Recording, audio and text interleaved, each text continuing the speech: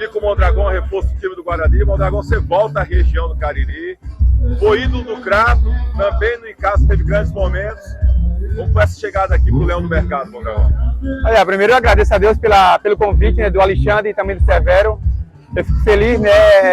Tá muito motivado, né? Espero que eu tô vendo alguns jogadores que já joguei contra, a favor. Tô vendo que os caras estão fazendo um grupo muito forte, um grupo muito competitivo. Espero que essa minha chegada aqui eu possa também ser feliz, como já fui aqui, né, por outras equipes.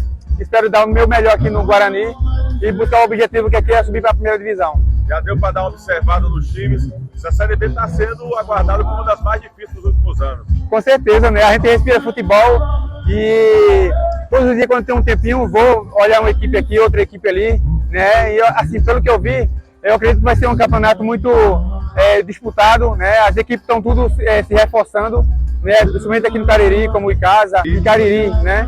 Então assim, mas eu fico feliz porque o Guarani está fazendo uma equipe forte, né? Claro, a gente vai se preocupar com a nossa equipe, né? Mas eu acredito que o Guarani está vindo forte aí e vamos fazer um excelente campeonato. Nós temos um time que acostumava a jogar a primeira divisão, Itapipoca, Maranguape, o próprio Icasa, Guarani, mas a estreia é um clássico, cara. E aí? Melhor ou não estrear no bom? É bom sim, né?